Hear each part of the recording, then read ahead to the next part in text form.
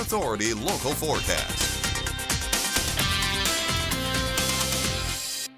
The end of a very fantastic day, let alone a fantastic month as we end June and move on to the month of July. Let's take a look at what we're seeing with your RV World of Yuma Skycam and just a little perspective from the Yuma variety on this last night of June. Hard to believe that's the case for sure. All right, here's a peek at what we're seeing with your West Coast satellite radar. You don't see any clouds whatsoever. If anything, maybe just a whisper of it along the coastal areas, and that is pretty much about it. So a quiet scenario playing out in that regard. As far as the wind speeds are concerned, it is down to the nub, as in absolutely almost nothing. I mean, we have 17-mile-per-hour winds in Yuma. In other places, a little bit of pick-me-up. Salton City is another example, and that's pretty much about it. As far as what we're seeing temperature-wise, we're talking low in 90s over in the Imperial Valley. Calipatria alone has 93 degrees outside, so that's pretty comfortable for this time of year, to say the least.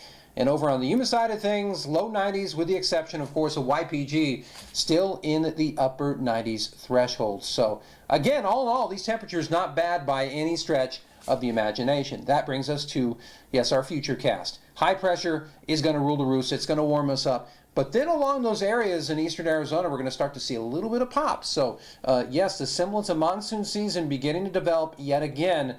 And so we'll continue to keep our eyes peeled for that. Here's what we're looking at with your MetroCast. We're talking 81 degrees to start the day off, and then we'll be around that 100-degree mark by 2 in the afternoon. Of course, we'll settle into the high-end 90s as we get on into the evening as well. Your, yes, Yuma International Airport extended forecast. You can see that we're going to live it up in the triple digits, and we'll be very hot by 4th of July weekend. 4th of July itself, 109 degrees in Yuma. We should be around 110 in the Imperial Valley, but look at those temperatures. They're not really going to let up all that much over the course of the next several days.